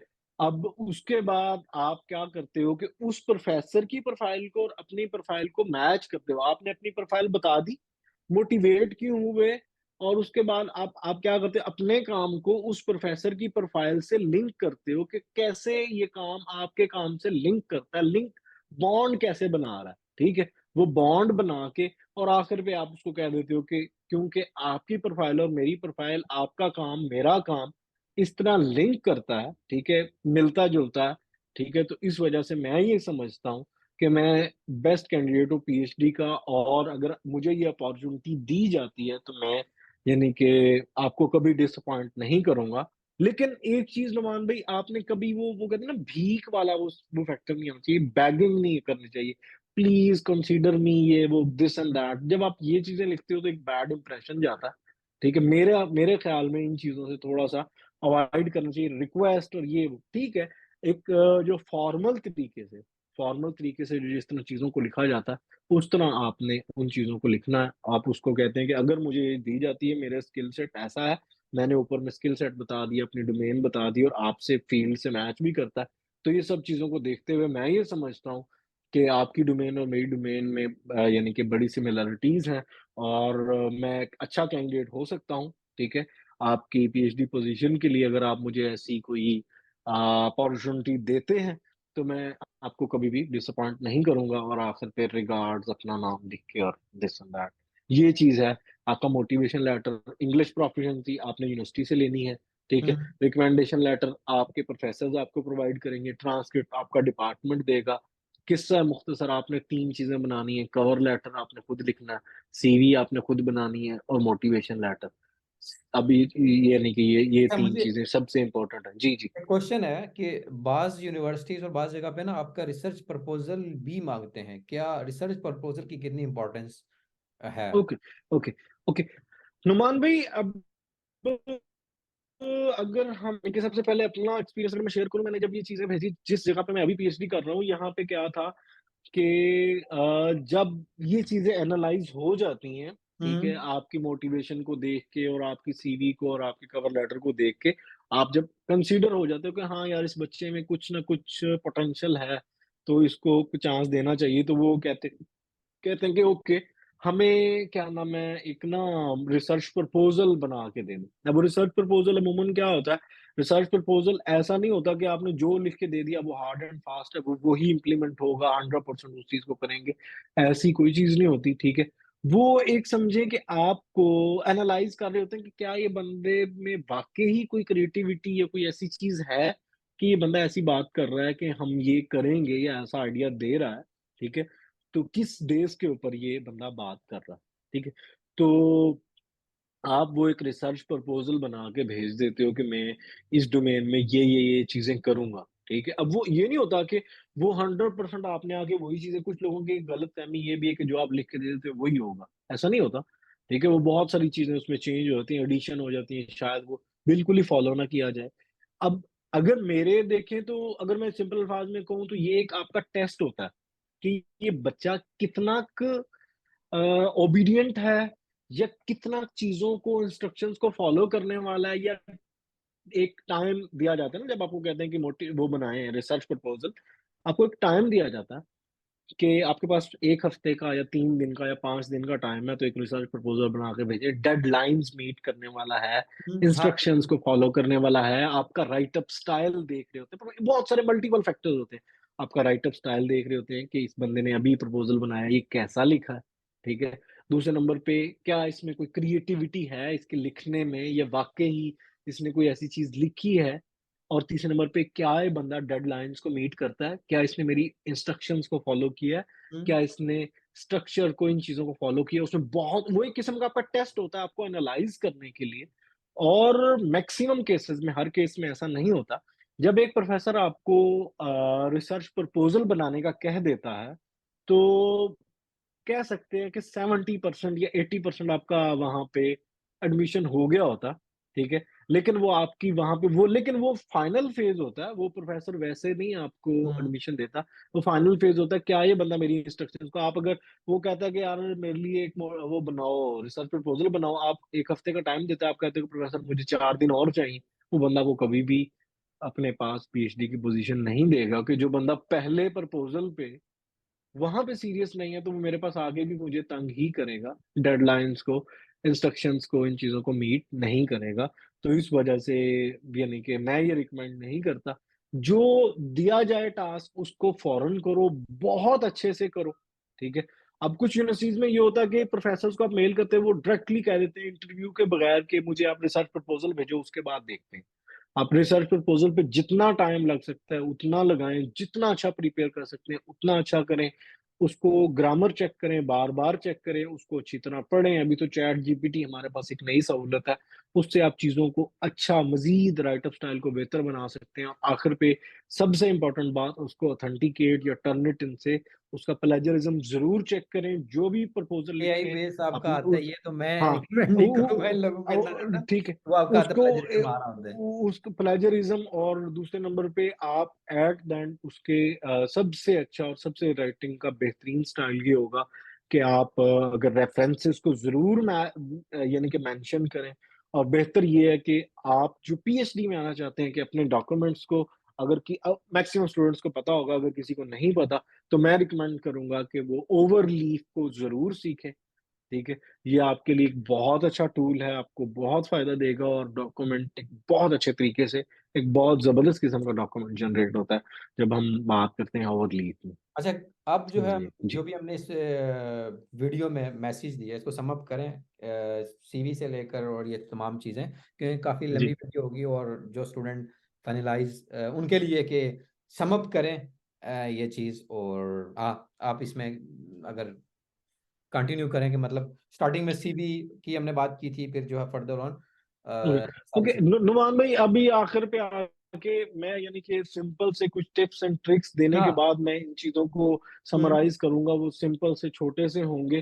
ठीक है? अब इसमें सबसे इम्पोर्टेंट चीज़ है कंसिस्टेंट कोई कितना है, कोई कितनी एफर्ट पुट करता है, सबसे इम्पोर्टेंट चीज़ है।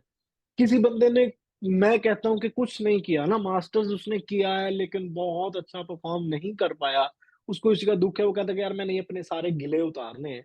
तो वो बंदा कंसिस्टेंसी से इन डॉक्यूमेंट्स को बना ले। जब ये डॉक्यूमेंट्स अगर कोई बना लेता है, आपसे कॉन्टेक्ट कर ले या इस वीडियो के नीचे या आप जहाँ पे भी डालेंगे, तो वो बंदा जब ये डॉक्यूमेंट्स बना ले मेरे से कांटेक्ट करे, इंशाल्लाह मैं उसके बिल्कुल, मैं डॉक्यूमेंट्स आपका भी को लिंक मेंशन कर दूंगा। ठीक है, ठीक और है, मैं उसके डॉक्यूमेंट्स को रिफाइन भी करवा दूंगा और इंशाल्लाह अप्लाई करने में उसकी जितनी हेल्प हो सकी हम्म, वो करूंगा।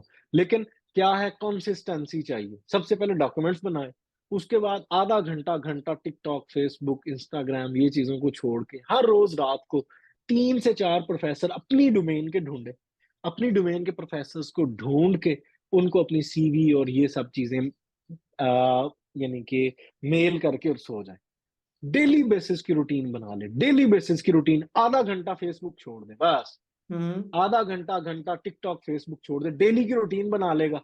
इंशाल्लाह इंशाल्लाह मैं गारंटी करता हूँ कि जो बंदा 1 महीना ये प्रैक्टिस कर लेगा, उसको इंटरव्यूज की कॉल आना शुरू हो जाएंगी। और सबसे इंपॉर्टेंट, इसमें परेशान नहीं होना, कंसिस्टेंसी से लगे रहना। जिस दिन आप रिजेक्ट हुए ना किसी जगह से, आपको मेल आ गई कि you are not the right person, या जिस दिन हम्म। आपको रिजेक्शन की मेल आई ना, उस दिन आपकी सक्सेस स्टार्ट हो जाएगी कि कम से कम आपकी कि किसी ने। ईमेल खोली जाने लगी है। हम्म। ठीक है, आपकी ईमेल खोली जाने लगी है, किसी ने आपको कंसीडर, एक दफा उसने देखा है आपकी प्रोफाइल को, तो वहां से आपकी सक्सेस स्टार्ट हो जाएगी।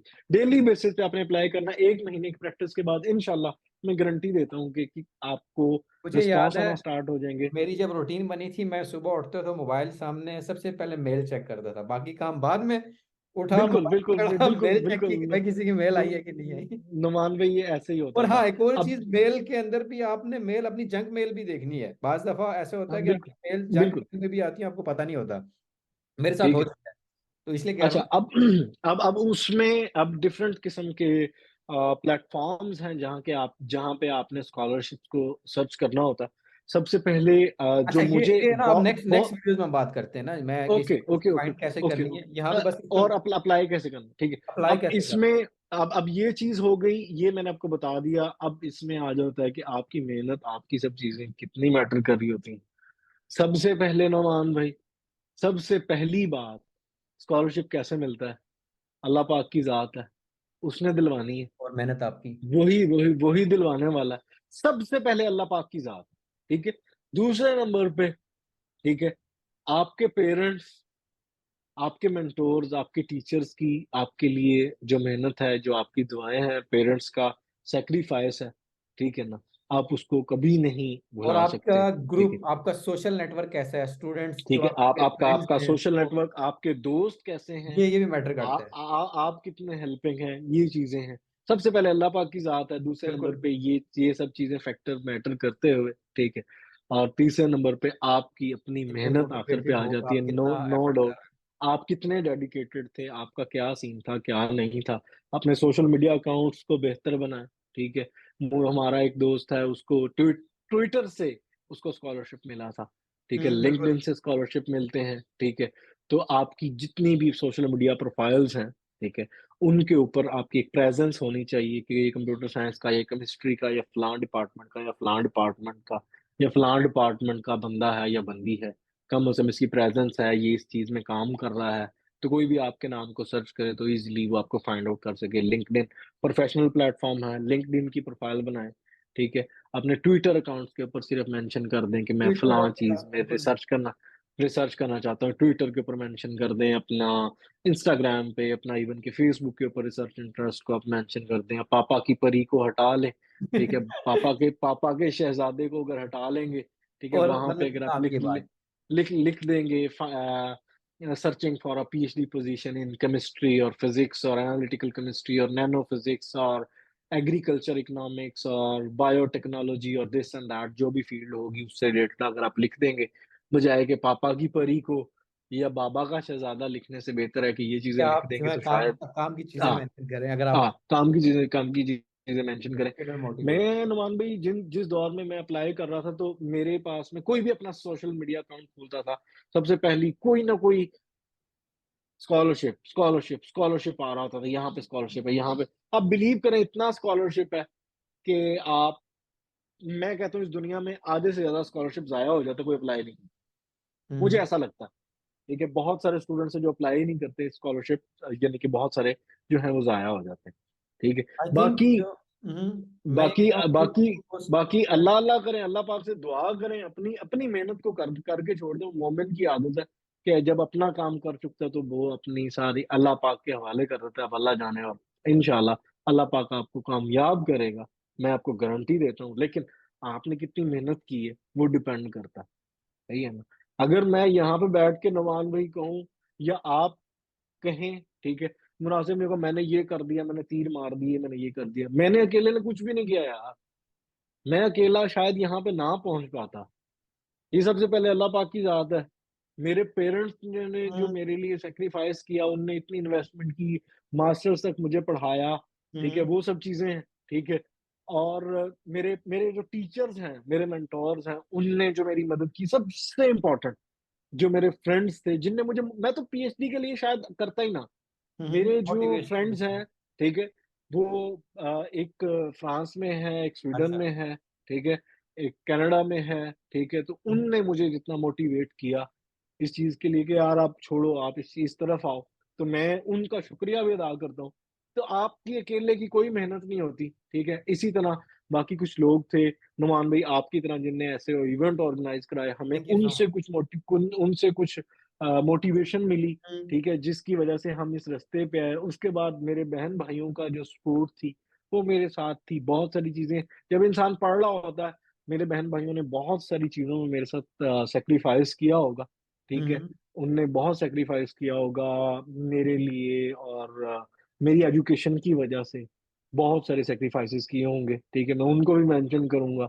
और आखिर पे मेरी वाइफ है, ठीक है, मैं उसको हम्म। मेंशन करूंगा कि बहुत सपोर्टिव थी, ठीक है? जिसकी सपोर्ट से मेरे पेरेंट्स से लेके, फ्रेंड्स से लेके, बहन भाइयों से, मेरे ब्रदर इन लॉ से, ठीक है, और आखिर पे मेरी वाइफ है, उसने बहुत हम्म। सपोर्ट किया मुझे, ठीक है? तो इंसान आखिर पे जब कोई चीज अचीव कर लेता है तो इंसान इन सब फैक्टर्स को भूल जाता है।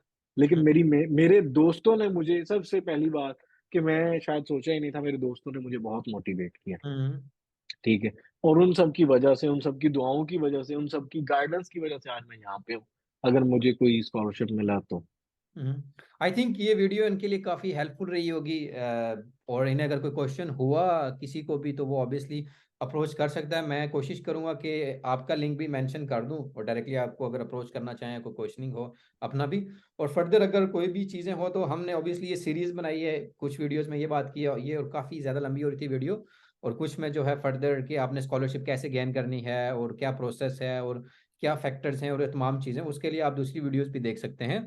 तो इस वीडियो के लिए यहाँ तक ही बहुत है। तो thank you so much Kaleem. Numan भाई, अब अभी देखिए, हमने इन वीडियोस तक कवर कर दिया एक्चुअल में स्कॉलरशिप होता क्या है, किस टाइप के स्कॉलरशिप्स हैं, कितनी हम्म। अमाउंट, ये वो सब कुछ बताने के बाद हमने ये भी बता दिया कि डॉक्यूमेंट्स प्रिपेयर कैसे करने हैं, वो हम्म। किस तरह के डॉक्यूमेंट्स होंगे, वो प्रिपेयर कैसे करने हैं, ठीक है।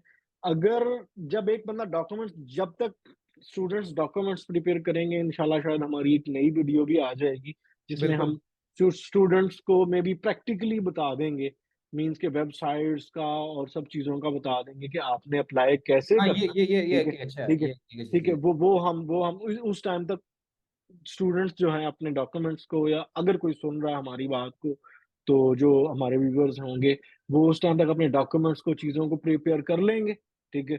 तो उसके बाद हम, यानी कि एक नेक्स्ट वीडियो में भी आ जाएगी, उसमें बता दिया जाएगा कि आपने स्कॉलरशिप सर्च कैसे करना है और अप्लाई कैसे करना है, फाइनल। गुड हो गया, ये अच्छा है, जबरदस्त।